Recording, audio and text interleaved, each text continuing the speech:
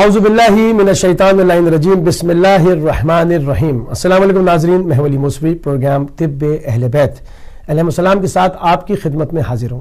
ناظرین، ہمارا یہ گزشتہ جو ہے وہ پچھلے ہفتے سے جو ہے وہ یہ لائیو شو جو ہے منڈے کے دن جو ہے وہ سٹارٹ کیا گیا، اور اس کا سلسلہ ہم نے اناؤنس کیا تھا کہ ہر پیر کے روز ہر منڈے کو جو ہے وہ یہ جان علی شاہ صاحب کے ساتھ اس سلسلے کو آگے بڑھائیں گے، اور آج اس سلسلے کا دوسرا لائیو پروگرام لے کر آپ کی خدمت میں حاضر ہیں۔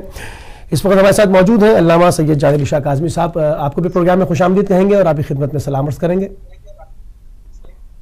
علیکم السلام ورحمۃ اللہ وبرکاتہ۔ آپ کو بھی سلام ورحمۃ۔ اچھا قبلہ، جو لاسٹ پروگرام ہمارا ہوا اس میں گفتگو جو ہے وہ پریکاشنز کے اوپر رہی، اور ایریا یونیورسٹی سے ہالینڈ سے جو رجسٹرڈ ہے آپ کی وہاں پر یونیورسٹی، اس سے جو طب اہل بیت علیہ السلام کے اوپر کورس کروایا جا رہا ہے اس کے اوپر بات چیت ہوئی۔ تو ہماری گفتگو جہاں پر رکی تھی وہ تو پیٹ بھر کے کھانا کھانے کے جو نقصانات تھے، پرخوری کے جو نقصانات تھے، وہاں پر گفتگو رکی تھی۔ میں چاہوں گا تھوڑی سی اس کے اوپر گفتگو ہو جائے، پھر آج جو ہے وہ ہم حافظے اور عقل کے اوپر، کیونکہ جو ای میلز آپ کو موصول ہوئی ہیں ساری، اس میں لوگوں نے زیادہ تر پیٹ کی بیماریوں کا علاج مانگا ہے، اور حافظے اور عقل کا جو ہے وہ اس کی زیادہ تر مسائل کا شکار ہیں، تو اس کے اوپر بات کریں گے۔ پہلے ہم چاہیں گے کہ پیٹ بھر کے جو کھانے کے نقصانات کے اوپر ہماری گفتگو تمام ہوئی تھی اس کو تھوڑا سا کنٹینیو کر کے پھر ہم آگے بڑھیں۔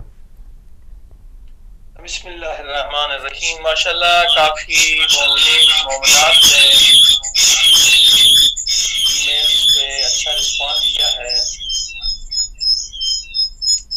جس میں الحمدللہ کورس کے حوالے سے کئی ڈاکٹر حضرات MBBS بھی کورس کرنے کے لیے شوق رکھتے ہیں، انٹرسٹ دکھایا ہے۔ الحمدللہ یہ بہت اچھی خبر ہے کہ اگر ڈاکٹر حضرات MBBS بھی طب اہل بیت کا علم حاصل کریں تو لاکھوں کروڑوں انسانوں کو فائدہ دے سکتے ہیں، سستی دوائیں بغیر آپریشن کے ان کی مشکلات کو حل کر سکتے ہیں۔ ناظرین و سامعین کے لیے صرف ایک مختصر خلاصہ جو گزشتہ درس کا تھا وہ یہ تھا کہ ابتدا جو طب اہل بیت کے اصول ہیں کہ ائمہ معصومین کی 3 اہم روایتیں ہم نے بیان کی، جو اصل میں پیارے پاک نبی صلی اللہ علیہ وسلم کی احادیث ہیں، کہ بہت زبردست حدیث کتاب کا حوالہ آ چکا ہے، اس لیے مختصر میں صرف خلاصہ عرض کر رہا ہوں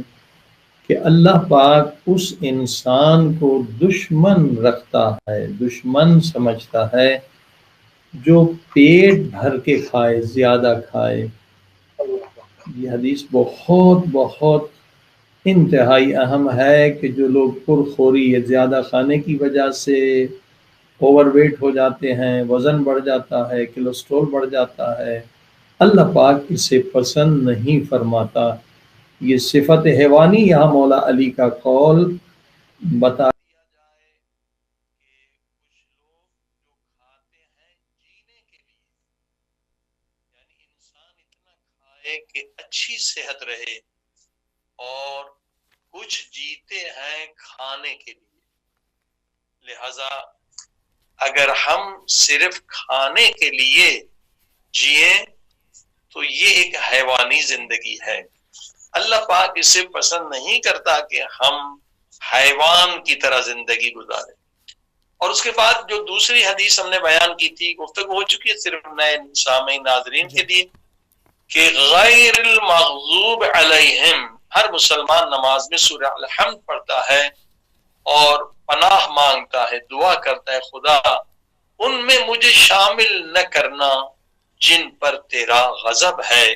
یہاں پر بھی پیارے پاک نبی صلی اللہ علیہ وسلم کی حدیث پاک نقل کی گئی امام پاک کی زبان مبارک سے کہ خدا کا ان پر غضب ہے جو بہت زیادہ کھاتے ہیں، پرخوری کرتے ہیں۔ یہ دوسری حدیث واقعاً بہت اہم ہے کہ ہم دعا مانگتے ہیں قرآن میں، اور نماز میں پھر اس کے خلاف سفرے پہ کرتے ہیں، دسترخوان پہ، ڈائننگ ٹیبل پہ اس کے خلاف عمل کرتے ہیں، تو ہماری دعا کیسے قبول ہوگی؟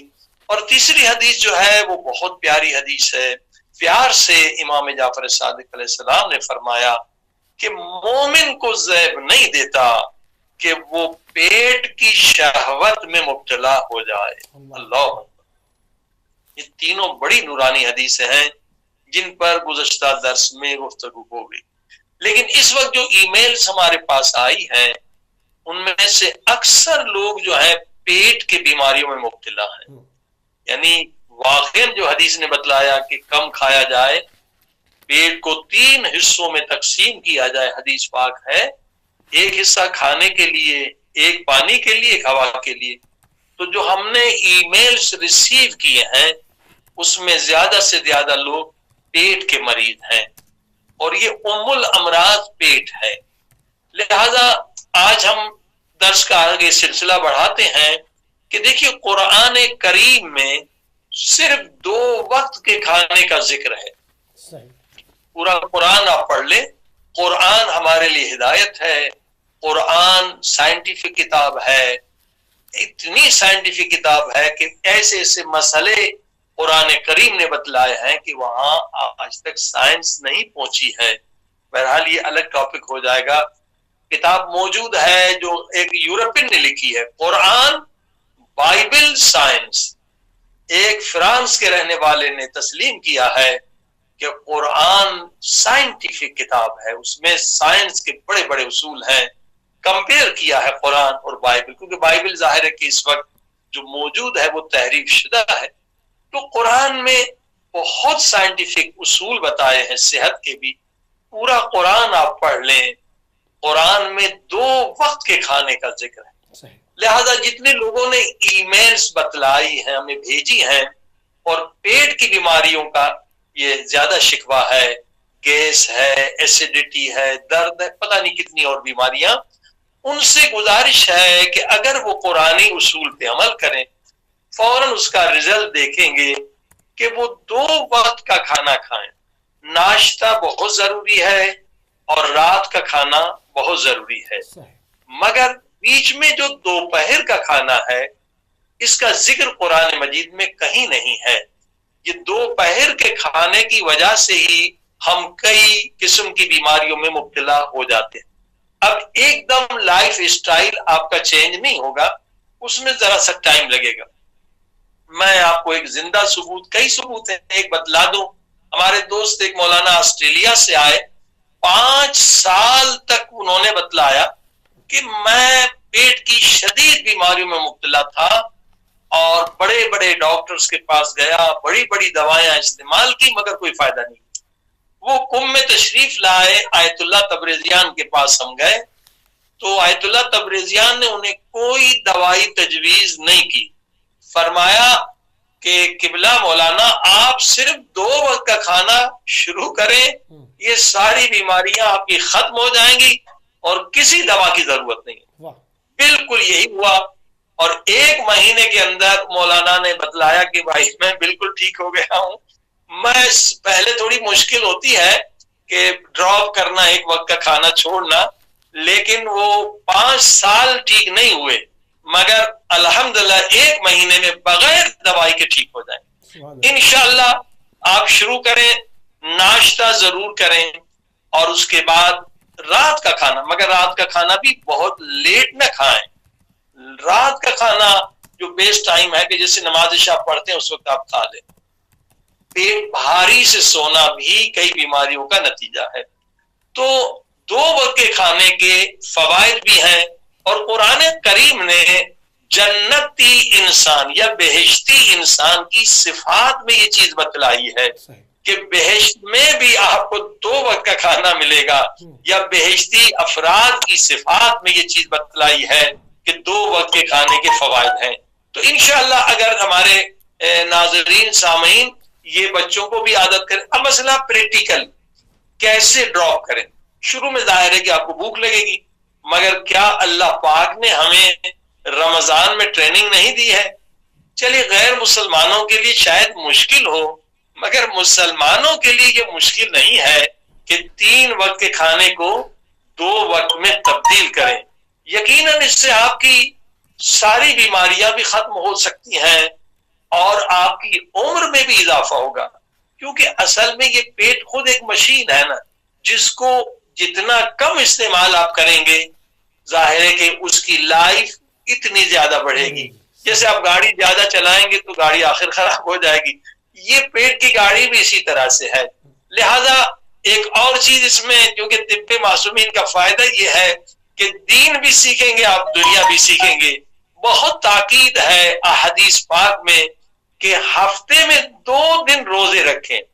یہ ہفتے میں 2 روزے رکھنا مستحب ہے. اور یقین جانیے جن لوگوں نے عادت بنا لی ہے کہ ہفتے میں 2 وقت وہ روزے رکھتے ہیں، اس میں سب سے اہم جو ہے یہ تھرسڈے نائٹ شب جمعہ کا روزہ ہے، اور اسی طرح سے بدھ کا روزہ. تو یہ 2 وقت کا روزہ جو ہے آپ کو بڑی بڑی خطرناک بیماریوں سے بچا لے گا. انہی میں کینسر ہے، کیونکہ کینسر کے سیل، یہ خود امریکہ کی ریسرچ بتا رہا ہوں، بہت پرانی ہے، اتنی نئی بھی نہیں ہے، کہ وہاں امریکہ میں جب ریسرچ کی گئی کہ جن لوگوں کو کینسر سیل ہے لیکن جب وہ روزہ رکھتے ہیں تو ان کے کینسر سیل مرنا شروع ہوتے ہیں، کیونکہ کینسر سیل کی غذا تو بالاخر گلوکوز ہے. جب گلوکوز نہیں ملتا تو بوڑھے سیل جو ہوتے ہیں وہ پہلے مر جاتے ہیں، پھر چھوٹے سیل، پھر جوان بعد میں مرتے ہیں. بہرحال 2 ہفتے میں 2 روزے کا بہت فوائد ہے، بہت فوائد، جسمانی بھی فوائد ہیں اور روحانی بھی فوائد ہیں. لہذا اگر یہ ہم لوگ عادت کر لیں تو یہ پیٹ کی بہت ساری بیماریاں ختم ہو جائیں گی. دوسرا سوال جو بہت سارے لوگوں نے ای میل میں کیا، حافظہ اور عقل. صحیح. کیونکہ ہم کورس کروا رہے ہیں، کورس کے لیے ظاہر ہے کہ ہر انسان چاہتا ہے کہ میرا حافظہ بہتر ہو. صحیح. اور قرآن میں حدیث یہاں پر یہ اناؤنس کرتے جائیں، کیونکہ اسکرین کے اوپر ہماری لائیو کالز کے بجائے ای میل جو ہے وہ ایڈریس مینشن کیا گیا ہے، تو اپنے ناظرین کو بتا دیں کہ یہ ای میل اس وقت ایکٹیویٹ ہے اور یوں بھی 24 گھنٹے جو ہے وہ آپ اس کے اوپر ای میل کر سکتے ہیں. قبلہ جو ہے وہ پھر اگر آپ پیر کے بعد ای میل کریں گے تو شو کے بعد کریں گے تو اس کو نیکسٹ ویک کے پروگرام میں اکوموڈیٹ کیا جائے گا، اور اگر ابھی آپ ای میل کریں گے تو آپ کو ڈیورنگ دا پروگرام جو ہے وہ انشاءاللہ اس کا جواب آپ کی خدمت میں پیش کر دیا جائے گا. اور اس ای میل کے اوپر آپ اپنا پورا مسئلہ لکھ کر شارٹ جو ہے وہ ایک بریف دے سکتے ہیں. تو قبلہ انسان کی شروعات، جیسے کہ آپ نے کہا کہ لوگوں نے جو سوال کیے ہیں عقل اور حافظے کے حوالے سے، تو انسان کی شروعات تو ماں کے پیٹ میں حمل سے ہوتی ہے. تو کیا پریکاشنز اپنائے جائیں، کیا تدابیر اٹھائی جائیں کہ جو بچہ پیدا ہونے والا ہے، جو مولود دنیا میں آنے والا ہے، وہ صاحب عقل ہو، اہل دانش سے ہو، اس کے لیے کیا چیز ہمیں طب اہل بیت میں ملتی ہے؟ بہت اچھا سوال ہے، اور یہ بھی اچھا آپ نے بتلا دیا. دیکھیں کئی جو تجاویز تھی کہ جب ٹی وی پہ پروگرام ہو رہا ہے 170 ممالک میں جا رہا ہے تو لاکھوں لوگ جب سننے والے ہیں، تو اگر سوالات جو ٹیلی فون پہ کیے جاتے ہیں وہ اکثر آپ دیکھیں تکراری ہوتے ہیں، ریپیٹ ہوتے ہیں. تو اس طرح سے اگر 1 لاکھ آدمی اگر ہمیں سن رہے ہیں تو یعنی 1 لاکھ منٹ ان کے ضائع ہو رہے ہیں. لیکن اگر وہ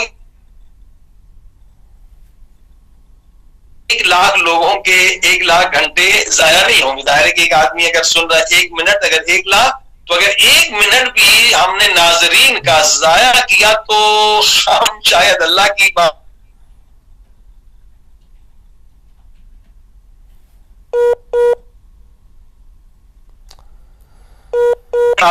پچھلے پروگرام میں تھے. لہٰذا یہ تجویز بہت اچھی ہے کہ ای میل کیے جائیں اور ان میں جو تکراری سوال ہے ہم نکال دیں گے تاکہ جو لاکھوں لوگ سن رہے ہیں ان کا ٹائم بھی ضائع نہ ہو، اور جو کورس سننے والے زیادہ ای میل کورس سننے والے لوگوں کے آئے ہیں کہ ہمیں کورس سننا ہے اور کرنا ہے تاکہ ان کا ٹائم ضائع نہ ہو. اب دیکھیے آپ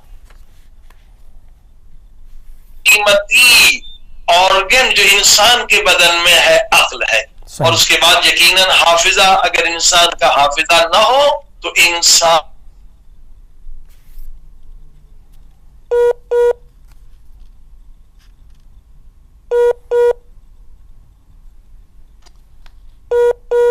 لانگ ڈسٹنس کال ہے. ہمارا رابطہ جیسے ہی قبلہ کے ساتھ دوبارہ بحال ہو جاتا ہے تو اس پورے سلسلے کو لے کر آگے بڑھیں گے.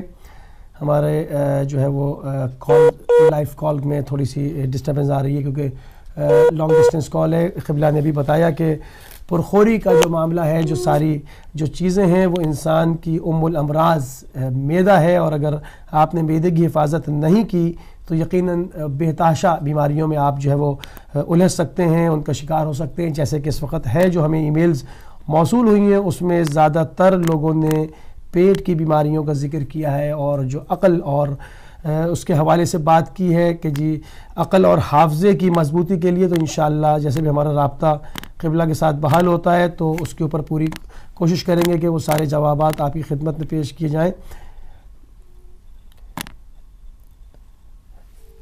کوشش کر رہے ہیں کہ ہمارا رابطہ قبلہ کے ساتھ دوبارہ بحال ہو جائے تو جو بھی ایک کورس کا سلسلہ ہے اور جو آپ کی ای میلز قبلہ کو موصول ہوئی ہیں ان کے جوابات جو ہے وہ باہم دیے جا سکیں.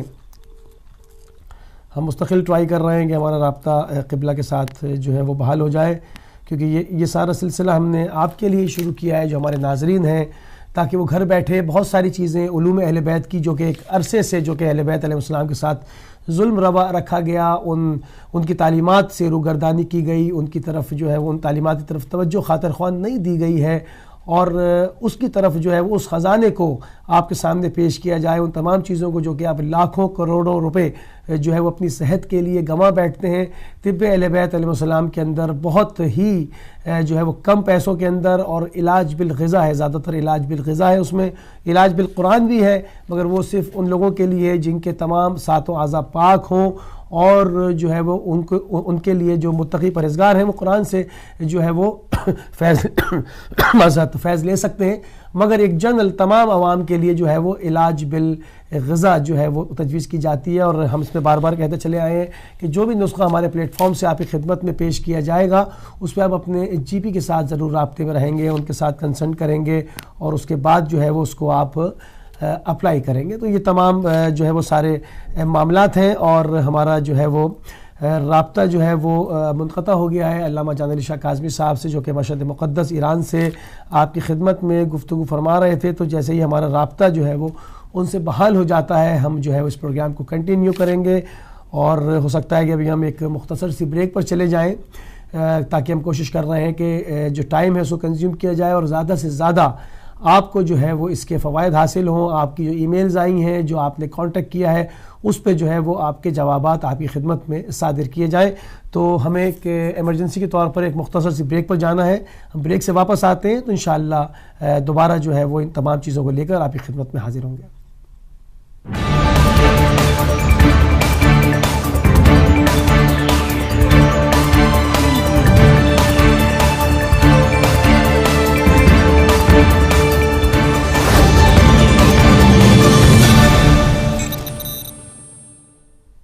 جی ناظرین بڑی معذرت کے ساتھ چونکہ ہمارا رابطہ قبلہ علامہ سید جان علی شاہ صاحب کے ساتھ لانگ ڈسٹینس کال کی وجہ سے جو ہے وہ منقطع ہو گیا تھا اور دوبارہ ہم جو ہے وہ قبلہ کے ساتھ آپ کی خدمت میں حاضر ہیں اور اپنی گفتگو کو جہاں سے منقطع ہوئی تھی وہیں سے شروع کریں گے. قبلہ ایک مرتبہ پھر آپ کو پروگرام میں خوش آمدید کہتے ہیں. علیکم السلام اور سب آپ کو بھی بہت مہربانی شکریہ جزاک اللہ. معذرت کے یہاں نہیں میں سوال اپنا دہرا دیتا ہوں جو کہ آپ کے پاس زیادہ تر جو ہے وہ حافظے اور عقل کے حساب سے بھی آئے کیونکہ پرخوری کے جو پیٹ بھر کے کھانے کے جو نقصانات تھے وہ آپ نے بیان فرما دیے اور اب عقل اور جو ہے وہ حافظے کی مضبوطی کے لیے اس کی قوت میں اضافے کے لیے جو آپ کے پاس ای میلز آپ کو موصول ہوئی ہیں تو میں اپنا سوال دہرا دیتا ہوں کہ انسان کی جو شروعات قبلہ وہ ماں کے پیٹ میں حمل سے شروع ہوتی ہے انسان کی تو کیا پریکاشنز کیا تدابیر اٹھانی چاہیے اختیار کرنی چاہیے کہ جن کی وجہ سے آنے والا جو مولود ہے اس دنیا میں جو بچہ پیدا ہونے والا ہے وہ صاحب عقل ہو اہل دانش میں سے ہو. کیا فرمائیں گے طب اہل بیت علیہ السلام کی روشنی میں؟ بسم اللہ الرحمن الرحیم. انسان کے جتنے آرگن ہیں اس میں شریف ترین اہم ترین افضل ترین آرگن جو ہے وہ عقل ہے اور عقل سے بڑھ کر روح ہے. روح تو خود انسان کا وجود ہے لیکن آرگنز جو ہمارے فزیکل ہیں اس میں عقل سے بڑھ کر کوئی شریف ترین آرگن نہیں ہے. لہذا اصل میں جو آپ نے سوال کیا اسلام بھی یہی کہتا ہے طب اہل بیت بھی یہی کہتی ہے قرآن بھی یہی کہتا ہے کہ عقل اگر ہم چاہتے ہیں کہ ہمارے بچے کی عقل سب سے اچھی ہو بڑی ہو تو اس کا آغاز ماں کے پیٹ سے ہوتا ہے. صحیح. البتہ دوسرے لوگوں کو بھی مایوس نہیں ہونا چاہیے کہ اگر ہماری والدہ نے وہ چیزیں نہیں کھائیں جن سے عقل بڑھتی ہے تو اب ہم کیا کریں. نہیں، اب بھی یعنی کسی بھی ایج پر آپ پہنچے ہیں ان چیزوں کے استعمال سے یقیناً آپ کی عقل بھی بڑھے گی، حافظہ بھی بڑھے گا. لیکن ظاہر ہے کہ جب بچہ ماں کے پیٹ میں ہوتا ہے، اگر اس وقت ان چیزوں کا استعمال کیا جائے تو کیا کہنا، پھر 100% رزلٹ ملیں گے کہ ہمارے بچے دنیا میں سپر برین، عظیم الشان عقل مند، عظیم الشان سائنسدان، عظیم الشان مفکر اور کریٹو بنیں گے. لہذا اس سلسلے میں حضور پاک صلی اللہ علیہ وسلم، ہمارے پیارے پاک نبی صلی اللہ علیہ وسلم نے ہم پر بڑے احسانات کیے ہیں کہ ایک پورا خطبہ ہے، اور اس خطبے کو علامہ مجلسی نے تہذیب الاسلام میں آ کے جمع کیا ہے، جس میں تمام ان چیزوں کا پیارے پاک نبی صلی اللہ علیہ وسلم نے ذکر کیا ہے، کن چیزوں سے بچے کا حافظہ بڑھتا ہے، کن چیزوں سے بچے کی عقل بڑھتی ہے، کن چیزوں سے بچہ خوبصورت بنتا ہے، کن چیزوں کے کھانے سے بچہ دلیر ہوتا ہے، شجاع ہوتا ہے، اور کن چیزوں کے کھانے سے بچے کی ہڈیاں مضبوط ہوتی ہیں. سبحان اللہ، ایک ایک چیز جو ہے ہمارے پیارے پاک نبی صلی اللہ علیہ وسلم نے بتلائی ہے. تو کچھ چیزوں سے عقل بڑھتی ہے اور کچھ چیزوں سے عقل کم ہوتی ہے غذا میں. اسی طرح سے حدیث پاک میں ہے، طب اہل بیت میں ہے، یعنی طب اہل بیت یعنی طب انبیاء یعنی علم وحی پروردگار جو جبریل لے کر آتے تھے، بتلاتے تھے حضرت آدم کو، بتلاتے تھے حضرت عیسیٰ کو، بتلاتے تھے حضرت موسیٰ علیہ السلام کو. وہ تمام احادیث ہمارے نبی پاک نے ہمیں بتلائی اور اہل بیت نے ہم تک پہنچائی. کچھ چیزوں سے حافظے میں کمی ہوتی ہے، کچھ چیزوں میں حافظہ بڑھتا ہے، لیکن کچھ چیزیں ایسی ہیں جس سے دونوں چیزوں میں اضافہ ہوتا ہے. یہ زبردست ہے کہ حافظہ بھی بڑھتا ہے اور عقل بھی بڑھتی ہے. اور کچھ چیزوں کے استعمال سے دونوں چیزوں میں کمی ہوتی ہے، حافظہ بھی کم ہوتا ہے، عقل بھی کم ہوتی ہے. اب دیکھیں، کوئی انسان اپنا دشمن نہیں ہے، لیکن انسان جو خطا کرتا ہے اس کی وجہ کیا ہے؟ اس کے عقل کی کمی ہے. اور اسلام یہ بتلا رہا ہے کہ عقل کی کمی کی وجہ کیا ہے؟ اعمال بھی ہے، لیکن اس میں کچھ غذائیں بھی ہیں. کچھ غذائیں ایسی ہیں جس سے انسان کی عقل کم ہو جاتی ہے. تو اگر انسان کے پاس یہ طب اہل بیت کا قرآنی علم آ جائے تو یقیناً انسان کی عقل بڑھے گی، تو وہ خطا سے، نقصان سے، بربادی سے، نابودی سے محفوظ ہو جائے گا. جتنے بھی لوگ بیچارے برباد ہوتے ہیں وہ عقل کی کمی کی وجہ سے. جو بھی انسان نقصان اٹھاتا ہے عقل کی کمی کی وجہ سے. تو آئیے پیارے پاک نبی صلی اللہ علیہ وسلم کی حدیث حضرت علی علیہ السلام کی زبان مبارک سے سنتے ہیں. اور یہاں مولا علی علیہ السلام ان چیزوں کو بیان کرتے ہیں جن کے کھانے سے عقل بھی کم ہوتی ہے اور حافظہ بھی کم ہوتا ہے، دونوں کا نقصان ہوتا ہے. لہذا فوراً ہم انہیں ترک کر دیں تو انشاءاللہ جو الزائمر کی ڈیزیز ہے، حافظہ کم ہوتا ہے، تباہ ہو جاتا ہے، دیگر بیماریاں، بہت ساری بیماریوں سے ہم بچ جائیں گے. حضرت علیہ السلام فرماتے ہیں کہ کھٹا سیب نہ کھائیں، کھٹا سیب نہ کھائیں. اس سے کیا نقصان ہوتا ہے؟ عقل بھی کم ہوتی ہے، حافظہ بھی کم ہوتا ہے. بتائیے، اب ہم اس کا خیال نہیں کرتے بھی کھٹا ہے میٹھا، چلو ابھی لے لیا کھا لیں. جب بھی آپ سیب خریدیں جا کے پوچھیں دکاندار سے کہ بھئی کھٹا یا میٹھا، یا خود ٹیسٹ کریں. کھٹا سیب بچوں کو بھی نہ کھلائیں، حاملہ عورت کو بھی نہ کھلائیں. کھٹے سیب کھانے سے اگر حمل ہے تو بچے کو بھی نقصان ہوگا اور ماں کو بھی نقصان ہوگا. کھٹا سیب کھانے سے عقل بھی کم ہوتی ہے اور حافظہ بھی کم ہوتا ہے. اور دوسری چیز بتلایا دھنیا، کھانے سے بھی عقل کم ہوتی ہے اور حافظہ بھی کم ہوتا ہے. اب دھنیا دیکھیے پاکستان، ہندوستان کے مسالوں میں بہت زیادہ ہے، جس کو ہم ہرا دھنیا کہتے ہیں، ہرا دھنیا. اب دھنیے کی جگہ پر آپ اس کا ریپلیسمنٹ، بہت سارے اچھے ریپلیسمنٹ ہیں، اس میں آپ اس کو لے سکتے ہیں بجائے کہ آپ دھنیا. جیسے ترا ہے، ترا کی بہت تعریف ہے، دھنیا سے زیادہ اس کے فوائد ہیں، کئی بیماریوں کا علاج ہے. طرح جو ہے اصل میں وہ پتے ہیں جو گارلک، یعنی گارلک کے جو پتے ہوتے ہیں نا، وہ طرح کے طور پہ استعمال ہو سکتے ہیں. تو اور بہت سارے اس کے ریپلیسمنٹ ہیں، ہم دھنیا ہی پر بیٹھے ہیں.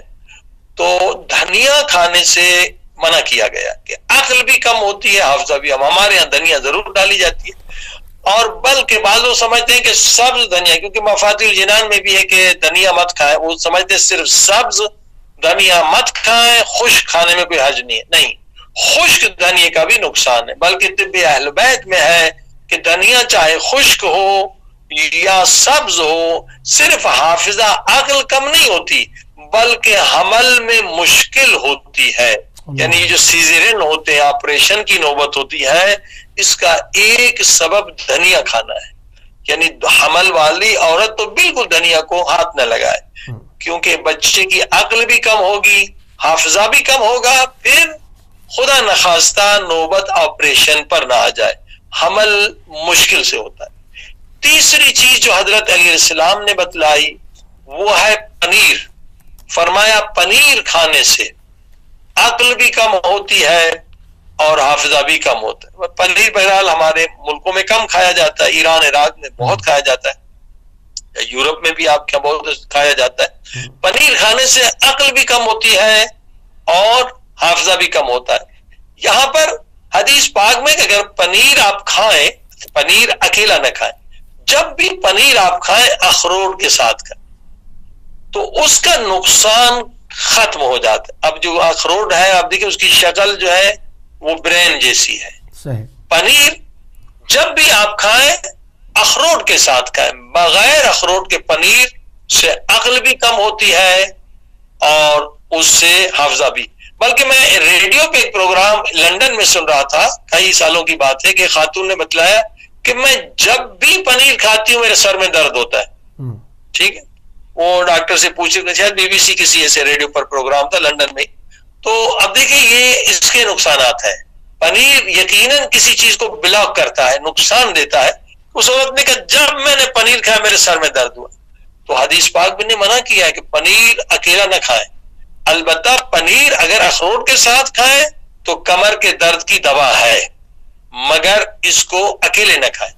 دھنیا بھی جو ہے بعض دواؤں میں استعمال ہوتا ہے، مگر تنہا اس کا کھانا بالکل سخت منع ہے.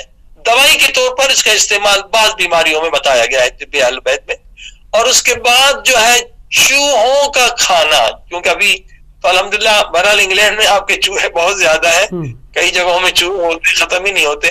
چوہے اگر کسی غذا کو کھا لے تو چوہوں کا جوٹا کھانا، اس سے حافظہ کم ہوتا ہے. ٹھیک ہے.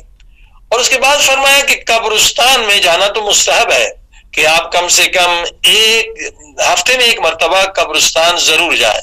اس کا ثواب بھی ہے اور اس سے انسان کا غرور، تکبر، دنیا کی محبت، کئی خطرناک نفسانی بیماریاں ختم ہو جاتی ہیں. حرص دنیا، دنیا کا غم، ٹینشن، سب کچھ یہاں رہ جائے گا. آخر ہمیں قبرستان میں جانا ہے، ہمارا وطن یہ نہیں آخرت. اسی لیے فرمایا، لیکن سختی سے منع کیا گیا کہ قبرستان میں جو تختیاں لگی ہوئی ہیں کہ یہ فلاں صاحب ہے، کب مرے تھے، کیسے مرے تھے، ان کو پڑھنے سے حافظہ کم ہوتا ہے، عقل بھی کم ہوتی ہے. مولا علی علیہ السلام حدیث بیان کر رہے ہیں کہ قبرستان کی تختیوں کو آپ نے نہیں پڑھنا ہے. ٹھیک ہے. اور جس چیز سے عقل اور حافظہ کم ہوتا ہے، پھانسی پہ لٹکاتے وقت انسان کو مت دیکھیں. اب یہ جو ماں باپ غافل ہوتے ہیں، بچوں کو گیمز میں لگا رکھتے ہیں، اور وہ بچے جو گیم میں پتہ نہیں پھانسی کتنی کے گردنیں کاٹ رہے ہوتے ہیں. یہ خود ہے کہ شیطانی چرخہ ہے، پلاننگ ہے کہ بچپن سے بچے کو حیوان بنائے، یزید بنائے، شمر بنائے، اس کے دل سے رحم ختم کرے، اس کی فطرت کو مسخ کر دیا جائے. اللہ نے جو انسان کی فطرت ہے اس میں رحم رکھا ہے، اسی لیے فرمایا پھانسی پہ لٹکاتے وقت جس کو پھانسی مل رہی اسے مت دیکھو، عقل بھی کم ہوگی اور حافظہ بھی کم ہوگا. اب جو بچہ آپ کا کھیل رہا ہے، آپ کو پتہ ہی نہیں کہ کیا کہتے ہیں بزی رہنے دو بچے کو، اور وہ بچہ گردنیں اڑا رہا ہے، تو یہ بچہ کیا بنے گا؟ اس کے دل سے رحم ختم ہو جائے گی. جب رحم ختم ہو جائے گی تو عقل ختم ہو جائے گی. عقل رحم کا تعلق ہے. تو جو فرمائی اور انسان جو وحشی حیوان بن جائے گا. اس کے بعد جو ہے فرمایا کہ اگر کسی کے بہرحال یہ صفائی تو بہت اہم ہے، لیکن خدا نخواستہ صفائی سے کوتاہی کی، پانی نہیں ملا سفر میں، خدا نخواستہ کچھ جوئیں اس کے سر میں آ گئی، تو فرمایا جوئیں جو ہے اگر سر میں آ گئی تو یہ بھی ظاہر ہے کہ آپ کا خون پیئیں گی اور اس سے بھی آپ کو نقصان ہوگا. اور فرمایا ان کو آپ ختم کریں. اگر جوئیں آپ کے سر میں ہیں انہیں رہنے دیا تو کیا ہوگا؟ آپ کا نقصان ہوگا. جوؤں کو ختم کرنا ضروری ہے. اگر کسی کے بچے کے سر میں جوئیں ہیں اور آپ سمجھیں اس کا حافظہ کمزور ہے تو جوئیں کو ختم کریں. اور اس کے بعد حضرت علیہ السلام فرماتے ہیں جوؤں کو مار دے ورنہ آپ کو نقصان ہوگا، آپ کے بچے کو نقصان ہوگا.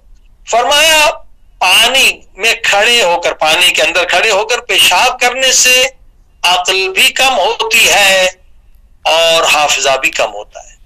اس کے بعد فرمایا حجامت. اب حجامت کے بہت سارے فوائد ہیں، مگر فرمایا حجامت جب بھی کریں سر کے پیچھے کبھی حجامت نہ کروائیں، کیونکہ سر کے پیچھے اگر حجامت آپ نے کروائی تو عقل بھی کم ہو جائے گی، آپ کا حافظہ بھی کم ہو جائے گا. حجامت کو تھوڑا سا ڈیفائن کر دیں کیونکہ لوگ حجامت یہاں پر بال کٹوانے کو زیادہ سمجھتے ہیں.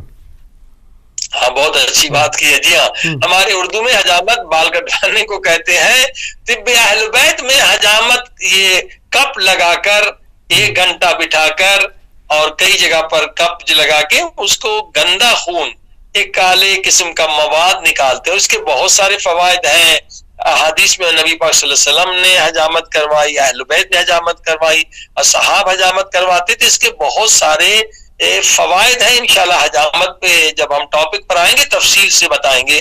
تو حجامت وہ بال کٹوانا نہیں ہے، پیٹھ پر جو ہے 5-6 کپس لگا کر اور جو خاص جگہ پر ہر عضوے کی حجامت الگ ہوتی ہے. اگر پھیپھڑے میں خرابی ہے، لنگس میں، جگر میں، کڈنی میں، ہر ایک کی حجامت الگ ہوتی ہے. کلن خون کو صاف کرنے کے لیے حجامت سال میں 1-2 مرتبہ کرنے کی بہت تاکید کی گئی ہے. کئی بیماریاں ختم ہوتی ہیں، اس کے بہت سارے ثبوت ہیں. اب تو یو کے میں بھی یہ لیگل ہو گئی ہے، یورپ میں بھی. پر حجامت وہ حجامت نہیں جو بال کٹانا. تو سر کے پیچھے کبھی حجامت نہ کروائیں، اس سے عقل بھی کم ہو جائے گی، حافظہ بھی کم ہو جائے گا. اور اس کے بعد فرمایا حدیث پاک میں، حدیث چل رہی ہے، حضرت علیہ السلام بتلا رہے ہیں. دیکھیے صحت اتنی اہم ہے کہ اہل بیت نے اتنا ٹائم خرچ کیا. 11,000 احادیث ہمارے پیارے پاک نبی صلی اللہ علیہ وآلہ وسلم نے بیان کی اور اہل بیت نے ہم تک پہنچائی. کس کے بارے میں؟ صحت کے بارے میں. یعنی صحت اتنی اہم ہے. یا آپ دیکھیں صحت اور دین کا رابطہ ہے. جب فرمایا کہ بھائی بدن صحیح رہے گا تو آپ نماز پڑھیں گے، بدن صحیح رہے گا تو آپ روزہ رکھیں گے، بدن صحیح رہے گا تو آپ حج پر جائیں گے. اگر بدن نے کام کرنا چھوڑ دیا تو آپ دین کی کوئی خدمت نہیں کر سکتے. اسی لیے فرمایا العلم علمان، علم 2 ہے، علم الادیان و علم الابدان. ایک دین کا علم، ایک بدن کا علم، باڈی کا علم. یہی جو طب اہل بیت یہ بدن کا علم اتنا اہم ہے کہ اہل بیت نے اس پہ ٹائم دیا. اب اس کے بعد فرمایا وہ چیز جو عقل کو اور حافظے کو نقصان پہنچاتی ہے وہ پرانا گوشت ہے. دیکھیے آج ہمیں پتہ ہی نہیں کتنے مہینے کا پرانا گوشت کھا رہے ہیں اور جناب دوسرے ملکوں سے جمع ہوا گوشت اور جو اس گوشت سے بنی ہوئی بہت ساری چیزیں. پرانی گوشت کھانے کی وجہ سے عقل کم ہو جاتی ہے. یہ جناب ہیمبرگ ہے، اس طرح کی ہزاروں چیزیں مارکیٹ میں ہیں.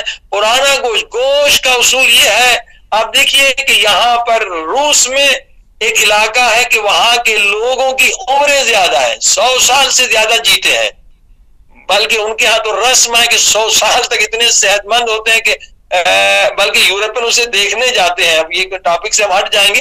یہ ایسے لوگ الحمدللہ موجود ہیں. خود ہمارے گلگت بلتستان میں بھی ایسے لوگ ہیں 100 سال تک آرام سے وہ چل رہے پھر رہے، زمین میں کام کر رہے ہیں. تو ان کی عادت یہ کہ گوشت کبھی ان کے پاس فریزر استعمال نہیں کرتے اور گوشت جیسے ذبح کیا وہ آج ہی کا گوشت آج ہی کھائیں گے. مگر ہم 2 مہینے کا پتہ ہی نہیں کب کتنا ہے وہ جناب حلیم کھا رہے ہیں، 1-2 مہینے کا پرانا، پاکستان سے آیا ہے، کہاں سے آیا ہے. اور لوگ بلکہ زیارت پہ بھی یہ ڈبے پیک کرا کے جاتے ہیں پورا مہینہ پرانا گوشت. پرانے گوشت سے سخت منع کی گئی کہ گوشت تازہ کھائے. آج کا گوشت خود مرغی ذبح کریں وہ کھائیں, یہ پتہ ہی نہیں کب مرغی ذبح ہوئی, کب اس کے پر کٹے, کب بازار میں آیا, کب آپ نے لیا. سختی سے منع ہے کہ پرانا گوشت نہ کھائیں, تازہ گوشت کھائیں. اکثر بیماریاں گوشت کی وجہ سے, اس سے عقل بھی کم ہوتی ہے اور اس سے حافظہ بھی کم ہوتا ہے, جو اکثر ہم لوگ خطا کرتے ہیں. پرانا گوشت ہمیں پتہ ہی نہیں کہ کتنے مہینہ پرانا گوشت ہے. اس کے بعد حدیث پاک فرماتی ہے, یہ بہت پیاری حدیث ہے اور واقعاً ساری چیزیں حضرت علی علیہ السلام نے بتلائی ہے. فرمایا نادان لوگوں کو دوست مت بناؤ. اللہ اکبر. بے وقوف لوگوں کے ساتھ مت رہو. کیوں؟ جو بے وقوف لوگ, نادان لوگ تمہارے دوست ہوں گے, وہ بیہودہ باتیں کریں گے جس کا فائدہ نہ دنیا کا ہوگا نہ آخرت کا ہوگا. تو اس سے تمہاری عقل کم ہو جاتی ہے. آج یہی مشکل ہے کہ جناب ہم ایسے دوست بناتے ہیں کہ وہ کیا باتیں کریں. بھائی کرکٹ والوں کی باتیں ہو رہی ہیں, فلم اسٹار کی باتیں ہو رہی, بھائی گاڑیوں کی باتیں ہو رہی. بھائی اس سے ہمیں کیا فائدہ ہوگا اگر آپ کرکٹ والوں کی باتیں کر رہے ہیں جس کا نہ دنیا کا فائدہ ہو نہ آخرت کا فائدہ ہو. ایسے لوگ جن, اور یہ بھی بتلایا گیا کہ کن لوگوں کو دوست بناؤ. اللہ اکبر. دیکھیے حدیث کتنی زبردست ہے. فرمایا ان لوگوں کو دوست بناؤ, ان لوگوں کے ساتھ اٹھو بیٹھو جن کے ساتھ اٹھنے بیٹھنے سے یا تمہارے علم میں اضافہ ہو یا تمہاری تقوی میں اضافہ ہو. اللہ, کیا پیارا اصول ہے کہ نادان لوگوں کے ساتھ. اب دیکھیں نادان لوگوں کے ساتھ جو ہے جب رہتے ہیں تو وہ لطیفے, ایسے گندے لطیفے سناتے ہیں اور جناب ہنستے جا رہے ہیں, زور زور سے ہنستے جاتے ہیں. جبکہ مولا علیہ السلام فرماتے ہیں کہ جو کہے لگاتے ہیں, زور زور سے ہنستے ہیں. یہ دوسری حدیث ہے, یہ حدیث ابھی چل رہی ہے. دوسری حدیث میں فرمایا کہ کہے لگانے سے, زور زور سے ہنسنے سے کیا ہوتا ہے, انسان کی عقل کم ہو جاتی ہے. اللہ اکبر. تو نادان لوگ آپ کو اتنا ہنسائیں گے کہ پیٹ میں درد ہو جائے گا. جب پیٹ میں درد ہو جائے گا تو اتنی عقل بھی کم ہوگی, حافظہ بھی کم ہوگا. البتہ یہ نہیں ہے کہ انسان خوش نہ رہے, مگر کہا لگانے سے, زور زور سے, جیسے شرابی لوگ نشے میں بڑے بڑے کہکے لگاتے ہیں, اس طرح سے بڑے بڑے کہکے لگانے سے عقل کم ہوتی ہے. آپ ہنسیں, مسکرائیں, خوش رہیں, بلکہ مومن کی طرف, خود مومن کا صدقہ ہے, کسی مومن کی طرف دیکھ کے مسکرائیں, اس کی مدد کریں, اس سے اچھی بات کریں. مگر فرمایا نادان اور بے وقوف لوگوں کے ساتھ نہ اٹھے بیٹھے, جن کو آپ کو فضول باتیں کریں گے, نہ دین کا فائدہ نہ دنیا کا فائدہ. اس سے کیا ہوتا ہے, عقل آپ کی کم ہو جاتی ہے. سبحان اللہ. دیکھیے یہ حدیث ختم ہو گئی, یہ حدیث ختم ہو گئی, اور اب انشاءاللہ وہ چیزیں آپ کو بتلا رہے ہیں جس سے انسان کی عقل میں اضافہ ہو. ٹھیک ہے, سبحان اللہ, سبحان اللہ. عقل میں اضافہ ہونے والی چیز, کیونکہ آپ کا سوال جو ہے بچے کی زندگی سے ہے کہ ماں کے پیٹ سے لے کر یہ کام شروع ہونا چاہیے. یقین جانیے کہ ہمارے بچے ایسے ہی پیدا ہوں گے جیسے جابر ابن حیان. آج دنیا مانتی کہ جابر ابن حیان جو ہے وہ کون تھا, یہ فادر آف کیمسٹری تھا, کیونکہ اس کی ماں نے محنت کی, اس کی ماں نے محنت کی اور اہل بیت کے اصولوں کے مطابق غذائیں کھلائیں اور عمل کیا. اور خود معصوم کا فرمان ہے کہ جابر ابن حیان کو ہم نے اتنا علم دیا اور اس کے پاس اتنا علم تھا, صرف علم نہیں بلکہ اس کے پاس تقوی بھی تھا, پرہیزگاری بھی تھی. اگر اس کے پاس تقوی اور پرہیزگاری نہ ہوتی, صرف علم ہوتا, تو شاید وہ نبوت کا بھی اعلان کرتا تو لوگ اسے نبی ماننے پر تیار ہو جاتے. مگر وہ عالم با عمل تھا, تقوی بھی تھی اور تزکیہ نفس بھی تھا اور متقی انسان بھی تھا اور تابع اہل بیت بھی تھا. ٹھیک ہے, سبحان اللہ. اس کی والدہ نے یہ کام کیا. اب کن چیزوں سے عقل بڑھتی ہے؟ حدیث پاک میں ہے کہ جب بھی حمل ٹھہرے تو ماں کو چاہیے کہ بہ کو انگلش میں کوئنس کہتے ہیں, اور یہ بہ کا موسم ہے, کوئنس کا موسم ہے کہ اس موسم میں کوئنس بہت موجود ہے کہ کوئنس کھایا جائے. اس سے بچے کی عقل بڑھتی ہے اور بچہ دلیر بھی ہوتا ہے اور بچہ خوبصورت بھی ہوتا ہے. اور یہ تجربے سے ثابت ہے کہ جس ماں نے بچے کو پیٹ میں یہ غذا کھلائی ہے، بہ کھلایا ہے. البتہ یہ بہ کی فصل پاکستان انڈیا میں کم ہوتی ہے، انشاءاللہ مومنین کوشش کریں کہ وہاں بھی یہ درخت لگ سکتا ہے، کیونکہ اس کا تعلق عقل سے ہے، اور عقل اصل چیز ہے. شریف ترین عضو آپ کے بدن میں عقل ہے، لہذا بچپن سے بچے کو یہ غذا کھلائی جائے تو وہ بچہ عقل مند ہوتا ہے. اور اس کے بعد دوسری غذا یہ آپ بھی کھا سکتے ہیں، یہ صرف بچے کے لیے نہیں ہے. بے کھانے سے فرمایا انسان کی عقل زیادہ ہوتی ہے. بے کھانے سے اگر بزدل کو کھلائیں گے، مسلسل کھانے سے، یہ جو خوف میں رہتے ہیں، فوبیا میں رہتے ہیں، اس کی بزدلی خوف ختم ہو جائے گا. اور اگر بخیل کو کھلائیں گے تو وہ بخیل سخی ہو جائے گا. سبحان اللہ. اس پھل کے کتنے فوائد ہیں بہ کے. اور دل کی بہت ساری بیماریوں کا علاج بھی اللہ پاک نے بہ کوئنس میں رکھا ہے. اور اس کے بعد جو عقل کو زیادہ کرنے والی چیز ہے وہ کدو ہے. نبی پاک صلی اللہ علیہ وسلم فرماتے ہیں کہ کدو کھانے سے عقل میں اضافہ ہوتا ہے. اب البتہ کدو جو بڑا ہوتا ہے نا، چھوٹے کو بھی یہاں کدو کہتے ہیں بہت سارے لوگ، جو بہت بڑا ہوتا ہے اسے کدو کہتا ہے. حضور پاک صلی اللہ علیہ وسلم کو کدو کا حلوہ بہت پسند تھا، اور اس کی وجہ یہی تھی کہ کدو سے رسول خدا صاحب کو بھی کھلاتے تھے، مسلمانوں کو بتاتے تھے کہ جناب کدو کھائیں، اس سے عقل بڑھتی ہے. اگر ماں جب پیٹ میں بچہ ہے، عقل بچے کو بڑھانا چاہتی تو کدو کا سالن پکائے، اور اس سے یقیناً بچے کے عقل میں اضافہ ہوتا ہے. دوسری حدیث پاک امام جعفر صادق علیہ السلام فرماتے ہیں عقل کو بڑھانے کے لیے کیا چیز ہے؟ فرماتے سرکہ، ونیگر. ونیگر کھانے سے آپ کی عقل میں اضافہ ہوتا ہے، پیٹ کے کیڑے جو ہے وہ مر جاتے ہیں، اور ظاہر ہے کہ ہاضمہ بھی صحیح ہوتا ہے. دیکھیے اسی لیے حدیث میں کہ آپ کے اس ٹیبل پر، ڈائننگ ٹیبل، دسترخوان، سفرے پر سرکہ ہونا چاہیے، ونیگر ہونا چاہیے. اور ونیگر کی بہت ساری قسمیں، ہر سرکہ کا اپنا فائدہ ہے. لیکن اگر آپ ایپل کا سرکہ لیتے ہیں تو اس کا فائدہ یہ ہے کہ وہ کینسر کو بھی نہیں ہونے دے گا. خصوصاً پروسٹیٹ جو کینسر ہے اس کا علاج جو ہے اس سرکے میں ہے. ایپل ونیگر کھانے سے آپ کو پروسٹیٹ کا کینسر نہیں ہوگا جو 40 سالوں کے اوپر والے لوگوں کو ہوتا ہے. تو اس سے بھی حافظہ مضبوط ہوتا ہے. اور عقل، یہ عقل خصوصاً عقل جو ہے سرکے سے بڑھتی ہے. اور تیسری چیز جو ہے وہ سداب ہے. یہ حدیث امام موسیٰ کاظم علیہ السلام فرماتے ہیں کہ سداب یہ اہل بیت کی دواؤں میں بہت استعمال ہوا ہے. فرمایا تھا اس کو پیس کر 1 چمچہ روزانہ کھائیں، آپ کی عقل زیادہ ہو جائے گی. سبحان اللہ. سداب، ٹھیک ہے نا. سداب یہ جو کڈنی اسٹون والوں کے لیے بھی سداب کا پانی دیتے ہیں امام میں، جو پہلے انشاءاللہ ذکر ہوا تھا بہت پہلے دروس میں، انشاءاللہ کورس میں بیان کریں گے. سداب کے بہت سارے فوائد ہیں.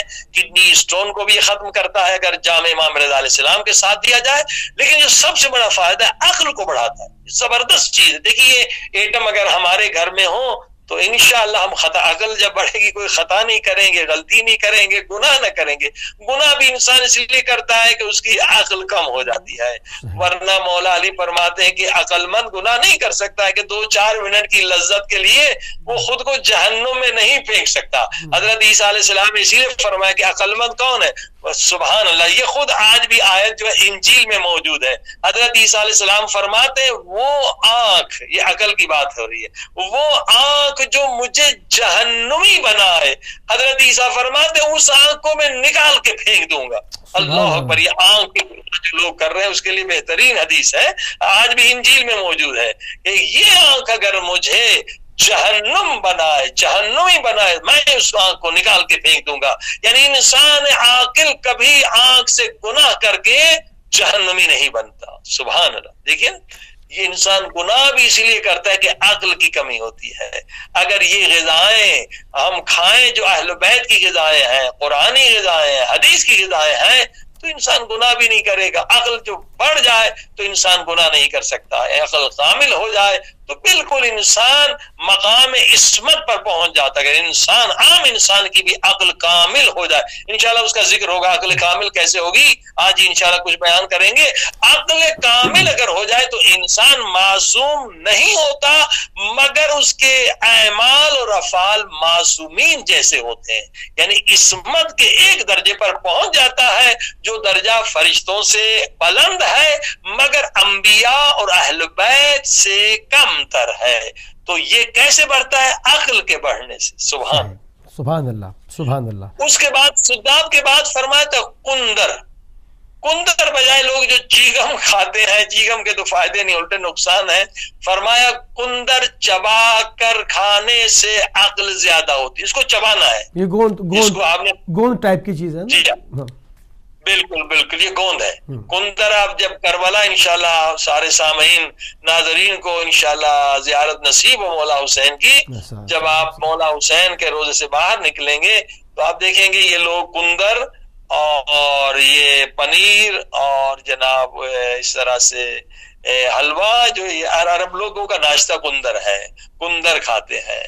توجہ فرمائے, کندر بکتا ہے, گوند بہت ان کے ناشتے میں کندر ہے. کندر کو چبا کر کھانا ہے, لیکن نگلنا نہیں ہے اس کو, بلکہ چبا کر کھانے سے عقل زیادہ ہوتی. صرف عقل زیادہ نہیں ہوتی بلکہ بلغم ختم ہو جاتا ہے, کیونکہ ایک بہت بڑی بیماریوں کا سبب بلغم ہوتا ہے, اور انشاءاللہ اس پر آگے گفتگو ہوگی.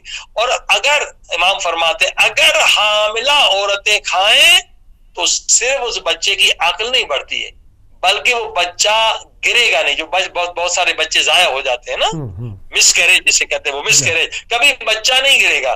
بلکہ یہ آیت اللہ تبریزیان نے ہی نسخہ بتایا تھا, ایک خاتون تھی اس کے بچے گر جاتے تھے, کئی بچے گر گئے تو انہوں نے کہا 10 گرام کندر ہر روز کھائیں, اور الحمدللہ اس کے بعد ان کا بچہ صحیح سالم پیدا ہوا, ان کا بچہ نہیں گرا. ٹھیک ہے.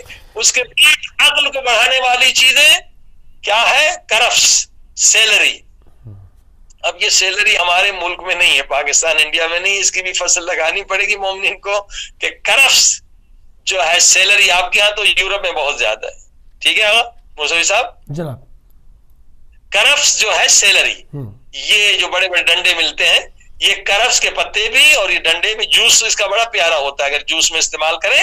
کرفس سیلری سے انسان کی عقل میں اضافہ ہوتا ہے, اور خود جو اوور ویٹ لوگ ہیں یہ وزن بھی کم کرتی ہے خود اس کے استعمال. بلکہ ہم ایک جگہ پر ابھی حال ہی میں تجربہ ہوا, کینیڈا گئے تھے, تو بعض نے اس کو سلاد میں کاٹ کے بہت چھوٹے چھوٹے ٹکڑے کاٹے, بہت مزیدار سلاد تھا, بہت پیارا ہے کہ نہیں, سلاد کے طور پہ مکس کر کے کھایا جائے تو جو اوور ویٹ لوگ ہیں ان کا وزن بھی کم ہو جائے گا, کیونکہ خود وزن بڑھنا بھی وہ نقصان ہے نا, خود باڈی کے لیے بھی اور عقل کے بھی نقصان ہے. تو فرمایا کرفس کھانے سے, حدیث میں فرمایا سیلری اسے انگلش میں کہتے ہیں, یہ عقل بڑھتی ہے. اس کے بعد امام رضا علیہ الصلوۃ والسلام فرماتے, ٹھیک فرماتے ہیں کہ حلیلہ 3 دانے حلیلہ روزانہ کھانے سے, سبحان اللہ. اچھا قبلہ, اس میں حلیلے میں قسمیں ہوتی ہیں نا, حلیلہ زرد, حلیلہ مختلف. جی ہاں, کون سا والا؟ حلیلہ سیاہ, اس کی 3 قسمیں ہیں. حلیلہ سیاہ 3 دانے حلیلہ کھانے سے عقل بڑھتی ہے اور بال کالے رہتے ہیں, یعنی بندہ جوان رہتا ہے. سبحان اللہ. ٹھیک ہے نا, 2 فائدے کہ آپ کو رنگ کرنے کی ضرورت نہیں ہوتی اگر یہ اس سے پہلے کہ آپ بال آپ کے سفید ہو جائے. 3 دانے, چھوٹے دانے ہوتے ہیں, البتہ اس کو پاؤڈر بنانے کے لیے مشین اسٹرانگ چاہیے, بہت سخت ہوتے ہیں.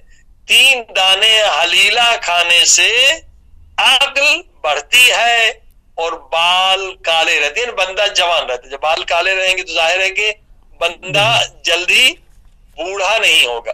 اور اس کے بعد ایک اور نسخہ امام جعفر صادق علیہ الصلوۃ والسلام فرماتے ہیں کہ اب تک جو ہم نے چیزیں بتائیں یہ عام ہے, اس میں کوئی نسخہ بنانے کی ضرورت نہیں ہے, لیکن اب یہ نسخے بتا رہے ہیں ہم عقل بڑھانے کے لیے. ٹھیک ہے, یہاں پر ایک چیز کہتے چلیں کہ جو بھی ہمارے ناظرین کی خدمت میں یہ نسخے اور یہ تمام چیزیں پیش ہو رہی ہیں, تو آپ جو اپنے جی پی کے ساتھ ضرور رابطے میں رہیے گا اور ان کے جو ہے وہ مشورے کے ساتھ ان تمام چیزوں کو آپ استعمال کریں گے. جی قبلہ, بسم اللہ. جی ہاں, اب یہ جو چیزیں ہیں حافظہ کو بڑھانے کے لیے, ان کو بنانا شاید ہر ایک کے لیے مشکل ہو, یہاں تھوڑا بہت انشاءاللہ جب ہم کورس دوائی کا ذکر ہوگا اس وقت ہم اس کا طریقہ بتائیں گے. فی الحال صرف ہم ایک مختصر چیزیں بتا دیتے ہیں، مگر بنانے کا طریقہ انشاءاللہ اس وقت بتائیں گے جب دواؤں کی بحث آئے گی. انشاءاللہ دواؤں کی بحث میں پھر ہر چیز کے بنانے کا طریقہ بتائیں گے. اس میں امام جعفر صادق علیہ السلام فرماتے ہیں کہ کندر اور لونگ کو اگر ملا کے استعمال کیا جائے تو حافظہ بہت بڑھ جاتا ہے، لیکن اب کتنی تعداد یہ انشاءاللہ جب دوائی بنانا سکھائیں گے تو آپ کو انشاءاللہ اس میں بحث میں بتایا جائے گا. اس کے بعد حضور پاک صلی اللہ علیہ وسلم کی ایک اور حدیث سنیں عقل کو بڑھانے کے لیے. فرمایا خرفہ. خرفہ فارسی میں ہے اور اردو پنجابی میں خلفہ ہے اور انگلش میں پارسلی. فرمایا اس کو کھانے سے عقل بڑھتی ہے. سبحان اللہ. توجہ فرمایا، بالکل اس سے عقل بڑھتی ہے. اور اس کا نام جو عربوں میں ہے کہ یہ سبزی فاطمہ الزہرا سلام اللہ علیہا کے نام، یعنی بی بی پاک فاطمہ زہرا سلام اللہ علیہا کو یہ بہت سبزی پسند تھی. اور ہم نے بھی تجربہ بھی کیا ہے کہ جب اس کو سبزی کو ہم نے خشک کرنا چاہا تو یہ سبزی جو ہے جیسے دوسری سبزیاں سڑ جاتی ہیں گل جاتی ہیں، یہ خرفہ خلفہ پارسلن یہ سڑتی نہیں ہے. کیونکہ پہلے ہم نے سنا تھا، ہم نے کہا تجربہ کر کے دیکھیں، لیکن واقعا یہی ہے کہ کسی نے بتایا تھا، البتہ حدیث نہیں ہے، ایسے کسی نے کہا تھا کہ جناب اس سبزی پر بی بی پاک کی پتہ نہیں دعا ہے یا خاص نظر ہے، یہ بی بی کو پسند تھی، یہ سبزی سڑتی نہیں ہے. اللہ اکبر. ہم نے خود تجربہ کی کہ 2 مہینے 3 مہینے سکھایا بھی تو یہ واقعا سبزی سڑتی نہیں، ہر سبزی سڑ جاتی. تو فرمایا یہ عقل کو بڑھاتی ہے اور یہ شوگر کا بھی علاج ہے. انشاءاللہ جن لوگوں کی شوگر لیول کم ہے، ابھی ہم نے ایک ڈاکٹر صاحب ہی ملے تھے 40 میں، تو ان بیچاروں کو خرفہ نہیں ملا. ہم نے کہا جو کی روٹی، اور خود MBBS ڈاکٹر ہیں ہمارے دوست ہیں، ہم نے کہا جو کی روٹی خرفہ کے ساتھ کھائیں. تو انہوں نے کہا کہ مجھے خرفہ تو نہیں ملا، جو کی روٹی مجھے بہت فائدہ ہوا اور کافی جو ہے میرا کنٹرول ہو گیا، اور اتنی وہ انسولین وغیرہ جو بھی دوائی کی ضرورت ابھی نہیں پڑ رہی ہے. تو خرفہ اور جو کی روٹی اگر استعمال کی جائے تو جن لوگوں کو خطرہ ہے کبھی آپ کو انشاءاللہ شوگر کی بیماری ڈائبٹیز نہیں ہوگی، اور جن کو ہو بھی گئے ہے تو ان کو بھی انشاءاللہ فائدہ ہوگا. تو خرفہ سے عقل انسان کی بڑھتی ہے فرمائے. اور اس کے بعد فرمایا مسور کی دال شب جمعہ کھانا مستحب ہے، اور مسور کی دال سے انسان کی عقل بڑھتی ہے.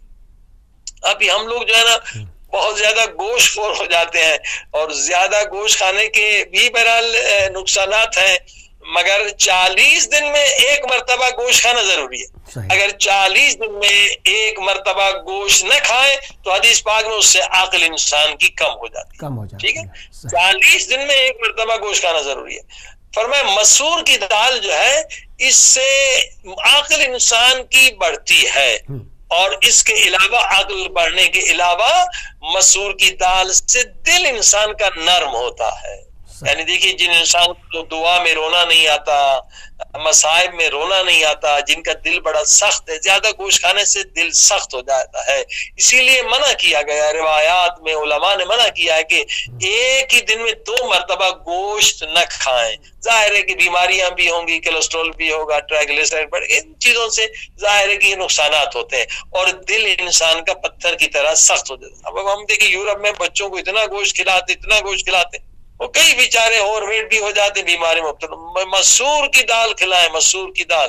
مسور کی دال کھلانے سے انسان کی عقل بڑھتی ہے اور انسان کا دل. شب جمعہ کیوں کہا گیا ہے کہ شب جمعہ دعا کی رات ہے نا، تو دعا کی رات اگر آپ گوشت کھا کے جائیں گے تو آنسو نہیں گریں گے.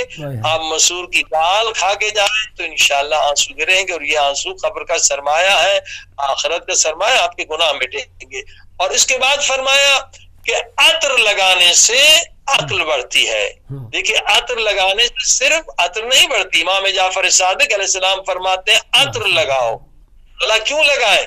فرمایا عقل بھی بڑھتی ہے، مردانگی طاقت بھی بڑھتی ہے، یعنی اس کے اور بھی فوائد ہیں. مگر اب دیکھیے عطر کیا ہے، آج کل جو پرفیوم لگاتے ہیں اس میں عطر میں فرق ہے. اگر آپ میموری کے بارے میں جو ریسرچ ہوئی ہے کہ میموری کو کون سی، حافظے کو کون سی چیزیں بڑھاتی ہیں، کون سی کم کرتی ہیں، تو خود یہ جو پرفیوم ہے، جیسے آپ نے پرفیوم لگایا پورے کمرے میں ایک دم پھیل جاتا ہے، کیونکہ یہ بہت تیزی سے جاتا ہے اور برین کی ایک جگہ پر تیزی سے ہٹ کرتا ہے، تو اس سے حافظہ نہیں بڑھتا بلکہ نقصان ہوتا ہے. یہ خود میموری کی ریسرچ ہم نے خود کی تھی کہ عطر لگانے سے کہ وہ ہلکا ہلکا آپ کے دماغ میں جاتا ہے، مگر پرفیوم فوراً آپ نے تھوڑا سا یہ پریس کیا پورے کمرے میں وہ پھیل جائے گا، بہت تیزی سے پھیلتا ہے. عطر الگ ہے، پرفیوم الگ ہے. عطر جو اصل مل جائے کیمیکل کے علاوہ، وہ آج کل بہت مہنگا ہے، مشکل سے ملتا ہے، اس کے لگانے سے عقل بڑھتی ہے، مردانگی طاقت میں بھی اضافہ ہوتا ہے. اور پھر حضرت علی علیہ السلام فرماتے ہیں کہ حجامت کراؤ، حجامت سے بھی عقل بڑھتی ہے، اور زیادہ مسواک کرو، زیادہ مسواک کرو یعنی دانتوں کو زیادہ صاف کرو، اس سے عقل بھی بڑھتی ہے اور اس سے بلغم بھی کم ہوتی ہے. دو فوائد ہوتے ہیں. بلغم کئی بیماریوں کے علاج. نبی پاک صلی اللہ علیہ وسلم کا کیا دستور تھا؟ ہر کھانے سے پہلے مسواک کرتے تھے، کھانے کے بعد مسواک کرتے تھے، ہر نماز سے پہلے مسواک کرتے تھے. اب آپ دیکھیے 5 مرتبہ تو نماز ہو گئی. مسواک اگر آپ آج ڈاکٹر اناٹومی کو پڑھیں، ڈاکٹر حضرات سے پوچھیں کہ آپ کے جو دانت ہیں یہ کس سے کنیکٹڈ ہیں، ہارٹ سے بھی اور دماغ سے بھی. جتنی رگیں ہارٹ کی طرف جاتی ہیں، دماغ، یہ آپ کے دانت، جب آپ مساج، ایک مساج ہے، یہ مسواک مساج ہے، یعنی آپ عقل کو بھی گویا مساج کر رہے ہیں، ہارٹ کو بھی مساج کر رہے ہیں. عقل کے لیے بھی اچھا ہے، برین کے لیے بھی اچھا ہے اور دل کے لیے بھی اچھا ہے، بلغم بھی کم ہوتا ہے. مسواک جتنا زیادہ کریں اتنا بہتر ہے. اس کے بعد حضرت علی علیہ السلام فرماتے ہیں، یہ عقل بڑھانے والی چیزیں. اب حافظہ بڑھانے والی چیزیں، حضرت علی علیہ السلام فرماتے ہیں کہ زعفران اور سعد کوفی کو برابر پیس لیں اور شہد کے ساتھ ملا کر کھائیں صبح کے وقت. یہ حافظے کو بہت بڑھانے والا نسخہ ہے. سعود کوفی اور زعفران تو سمجھتے، سعود کوفی البتہ لوگوں کے لیے مشکل ہے، لہذا یہ نسخے خود نہ بنائیں جب تک کہ ہم سعود کوفی کا پکچر آپ کو نہ دکھائیں اور جب تک کہ اس مرحلے پر، اس سیمسٹر پر آپ نہ پہنچے جہاں نسخے بنانے سکھائے جائیں گے. اس کے فرمایا حضرت امام علی رضا صلی اللہ علیہ وسلم فرماتے ہیں کہ بڑی کشمش، مویز یہ سب لوگ کر سکتے.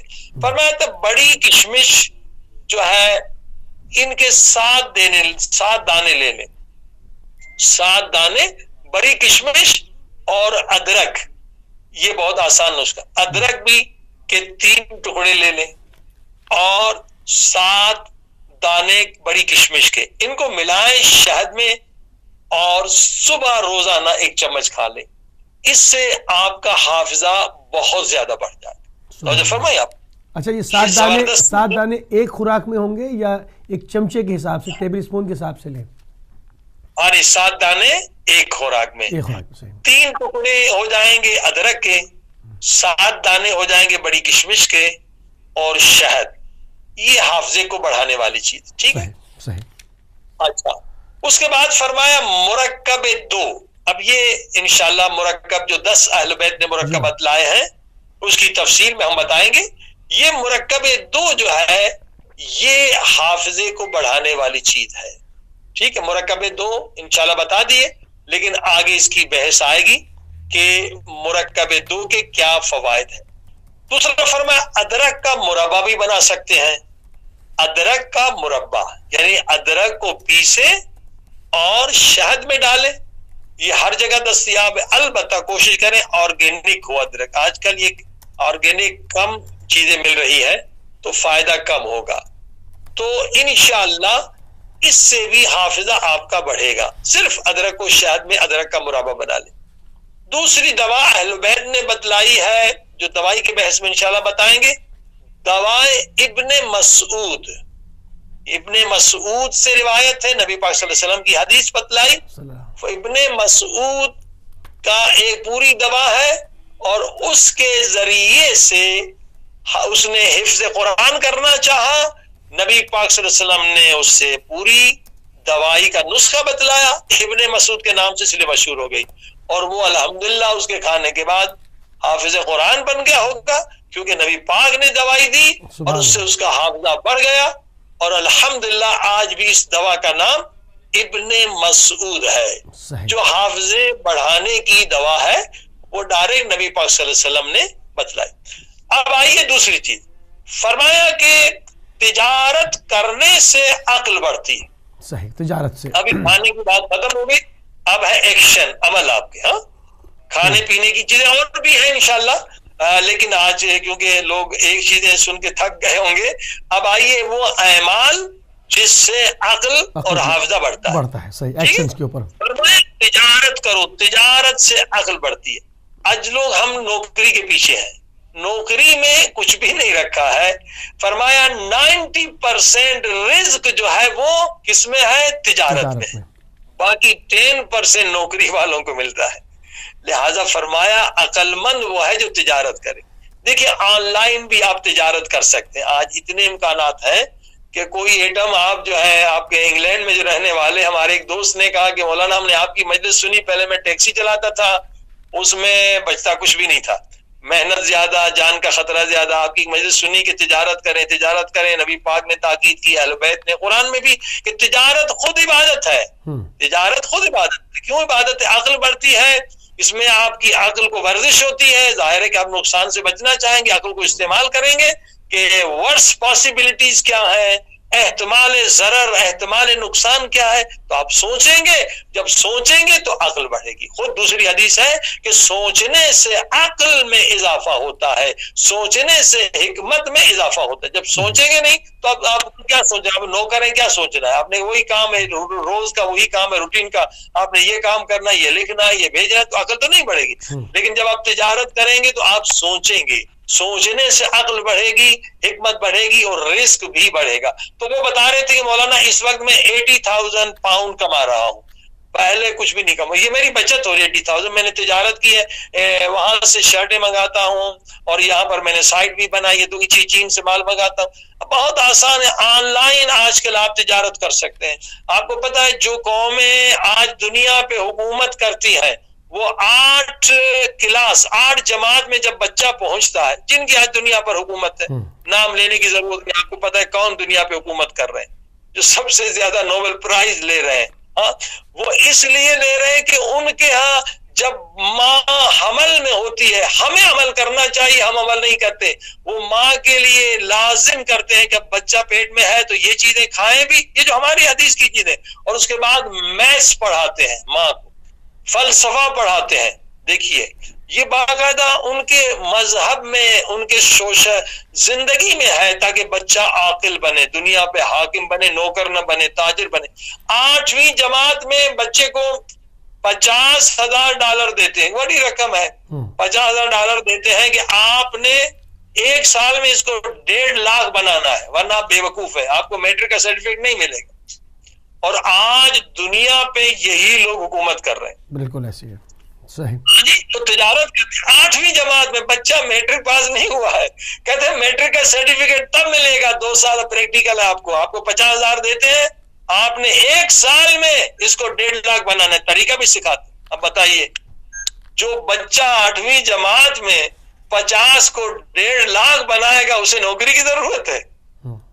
ہم اسی صاحب بالکل بے شک ایسی ہے۔ تو یہی لوگ دنیا پہ حکومت کر رہے ہیں، یہی لوگ دنیا پہ جو تجارت کر رہے ہیں، عقل ان کی زیادہ ہے، اسی لیے حکومت کر رہے ہیں۔ اصل میں قبلہ ان علوم پہ کام نہیں ہوا نا، ان علوم کو دبا دیا گیا، اب انقلاب اسلامی کی برکت سے ان کو دوبارہ زندہ کیا گیا ہے، ان کو نکالا گیا ہے، ان کو تشہیر کی جا رہی ہے، ورنہ لوگوں کو کہاں معلوم تھا۔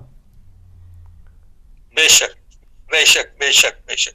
تو اب آپ نے دیکھا کہ الحمدللہ آج یہ ہدایت ٹی وی کے ذریعے سے، ماشاءاللہ مختلف ٹی وی کے ذریعے سے یہ طب اہل بیت پہنچ رہا ہے، تو انشاءاللہ لوگ اس پہ کام کریں تاکہ آئندہ ہماری نسل نوکر نہ بنے بلکہ حاکم بنے، تاجر بنے، فلسفی بنے، پروفیسر بنے، سائنٹسٹ بنے، عاقل بنے۔ یہ ماں کے پیٹ سے سلسلہ شروع ہوتا ہے کہ آپ دیکھیے یہ یہودی اپنے حاملہ عورتوں پہ حکم دیتے کہ میتھس پڑھو، فلسفہ پڑھو، تاکہ بچہ ہے عقل مند ہو. ایکسرسائز کرائی جاتی ہے. آج وہ دنیا پہ حکومت کر رہے ہیں، آپ پرائز، نوبل پرائز انہوں نے اٹھایا، جبکہ اسلام کی چیزیں مسلمان عمل نہیں کرتے، یہ ہمیں پتہ ہی نہیں ہے.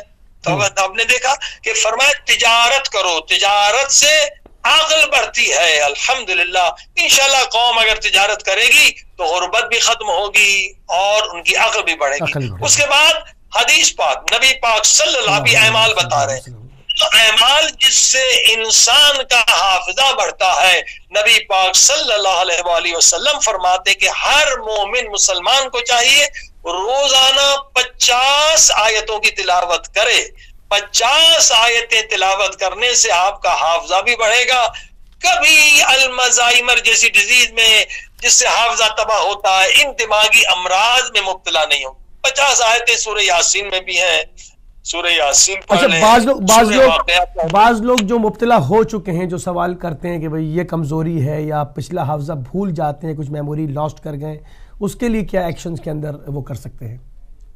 جی ہاں، انشاءاللہ وہ بھی بیان ہوگا کہ ان کے لیے بھی یہی ہے کہ 50 آیتیں پڑھیں، انشاءاللہ ان کا حافظہ واپس آئے گا قرآن کی برکت سے. یقیناً قرآن میں شفا ہے، قرآن میں بھی شفا ہے، مگر شرط یہ ہے کہ قرآن کہتا میں ان لوگوں کو شفا دوں گا جن کے لا یمسہ الا المطہرون، جن کے ساتوں اعضاء گناہوں سے پاک ہوں گے. بس یہ ایک مسئلہ ہے، کنڈیشن لگائی ہے کہ یقیناً مریض کو قرآن سے شفا ملتی ہے، بلکہ انشاءاللہ ہم نے پہلے بھی بتلایا کئی مرتبہ کہ ایک امام کے نسخے سے نبی پاک کا نسخہ امام جعفر صادق نے بیان کیا، اور اس نسخے سے 50 کے قریب کینسر کے مریض شفا پا چکے ہیں.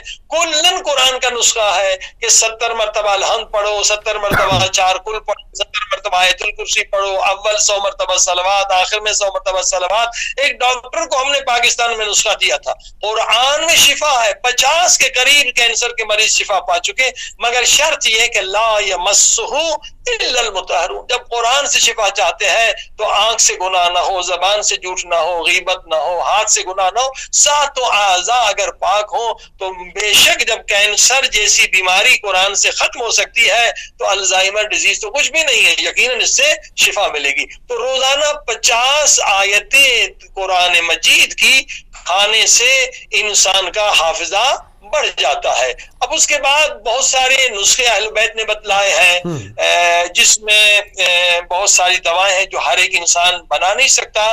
البتہ بہت سارے نسخے ہیں جو اہل بیت کے موجود ہیں، البتہ ان کی الگ الگ چیزیں آپ استعمال کر سکتے ہیں. مثلا ثناء مکی جو ہے یہ استعمال ہوا ہے ان نسخوں میں، تو ثناء مکی کا استعمال کریں، مگر 3 دن میں 1 مرتبہ. اب تو آن لائن مل جاتا ہے نا، اب تو سب آن لائن ملتا ہے، ثنا لیفز کے نام سے مل جا رہا ہے آن لائن.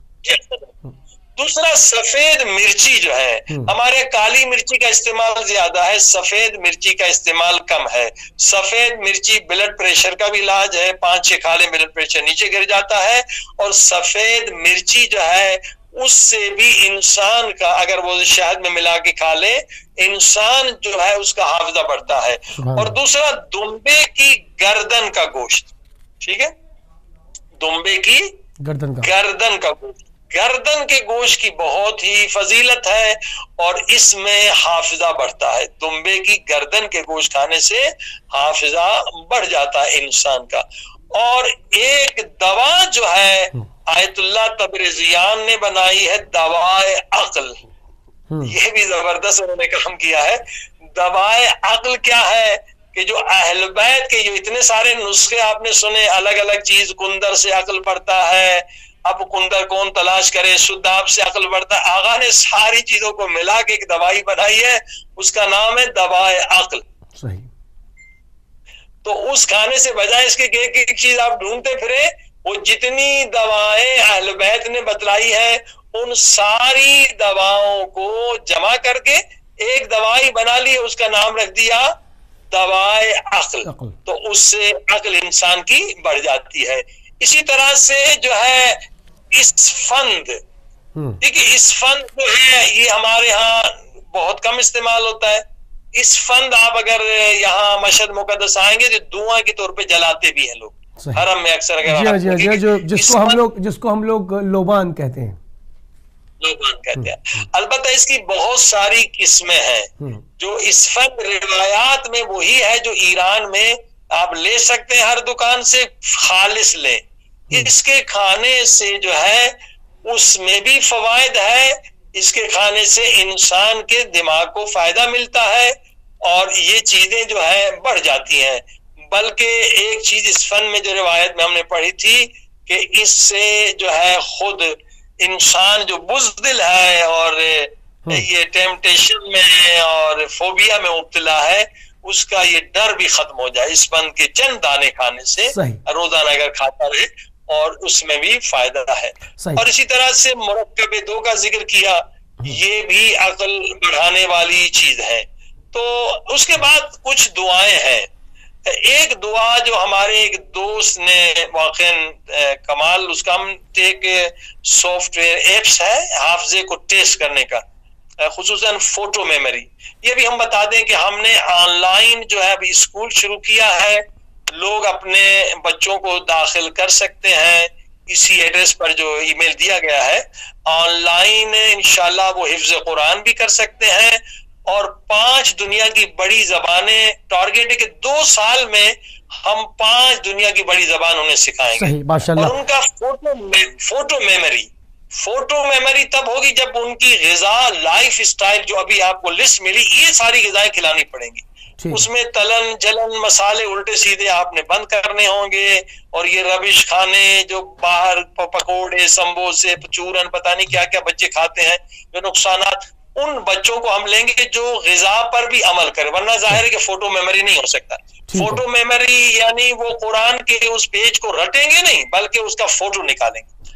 فوٹو میموری کا جو ہے 40 ایکسرسائز ہے ہمارے پاس، اور الحمدللہ اس کا تجربہ ایران میں پروفیسر فرحانی نے شروع کیا، اور الحمدللہ اس کے تقریباً کئی ہزار شاگرد تھے، اور خود ایک ہمارے مدرسے کا شاگرد تھا جس نے 4 مہینے میں حفظ قرآن کر لیا. سبحان اللہ. وہ موجود ہے ماشاءاللہ مولانا، اور اسے ایسے کئی 100 ہے. البتہ پہلے 10 مہینے محنت کی انہوں نے، وہ 40 ایکسرسائز اور یہ کھانے جو میں نے عرض کیے جو اہل بیت نے کھانے بتلائے، کھانا لائف اسٹائل آپ کو چینج کرنا. جی ٹھیک ہے قبلہ، ہمارے پاس تقریباً 3-4 منٹ رہ گئے. میں چاہوں گا کہ پروگرام کا اختتام ایک مختصر سی دعا سے کیا جائے، کیونکہ لوگ آپ کی دعا کے بڑے اشتیاق سے سنتے ہیں. تو پروگرام کا اختتام آپ کے دعائیہ کلمات پہ میں چاہوں گا قبلہ. ضرور، ہم وہ دعا بھی بتاتے ہیں حافظے کو بڑھانے والی. تو میں نے عرض کیا کہ یہ بہترین موقع ہے کہ ہم سپر برین کٹ عظیم الشان بچوں کی تربیت کریں، اور یہ ممکن ہے، اور خود ہم نے تجربہ بھی کیا ہے. ہمارے بچے 5 زبان بولتے ہیں، 5 زبان سیکھی جا سکتی ہے، اور 2 سال میں حفظ قرآن بھی ہو سکتا ہے، مگر یہ غذائیں بھی کھانی پڑیں گی اور فوٹو میموری کی ایکسرسائز. تو آن لائن لوگ اپنے بچوں کو داخل کر سکتے ہیں اسی ایڈریس پر، اور وہ دعا جو حافظے کو بڑھانے کی ہے ہر نماز کے بعد پڑھنی ہے. آئیے ہم آپ بھی ہمارے ساتھ مل کے پڑھیں. اور میں نے کہا کہ فوٹو میموری کا جب ہم ٹیسٹ لیتے ہیں تو ایک صاحب کا ہم نے ٹیسٹ 100% ہم نے دیکھا رزلٹ تھا، فوٹو میموری تھا، حالانکہ اس نے کوئی ایکسرسائز نہیں کی تھی. میں نے حیران ہو کر کہ آپ نے فوٹو میموری کا کورس کیا ہے؟ میں نے کہا نہیں. پھر میں نے کہا آپ کا حافظہ اتنا تیز کیوں ہے؟ اس نے کہا میں ہر نماز کے بعد یہ دعا پڑھتا ہوں. آئیے وہ دعا پڑھتے ہیں. بسم اللہ الرحمن الرحیم، سبحان من لا یعتدی علی اہل مملکت، سبحان من لا یعتدی علی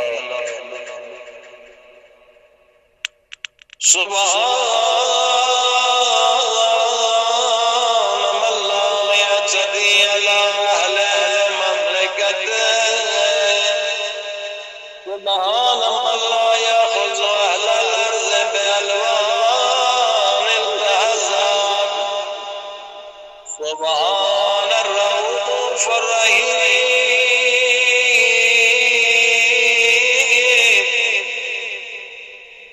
سبحان الرؤوف الرحیم. خدا رحیم ہی ہے، یہ خود اس میں رؤوف و رحیم اس قدر تکرار کیا جائے تو اس سے بھی حافظے میں اضافہ ہو. دو نام بڑے پیارے. سبحان من لا یتبی علی اہل مملکت، سبحان من لا یاخذ اہل الارض بالوان الغدر، سبحان رؤوف رحیم اللهم اجعل قلبی مسالا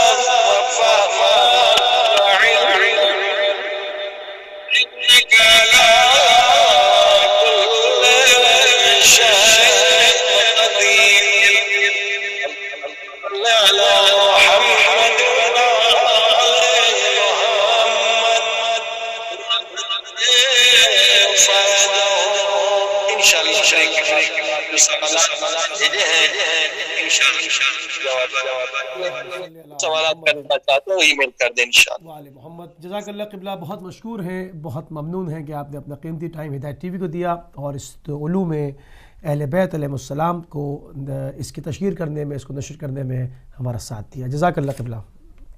بہت شکریہ آپ لوگوں کا بھی، بہت شکریہ. جزاک اللہ. السلام.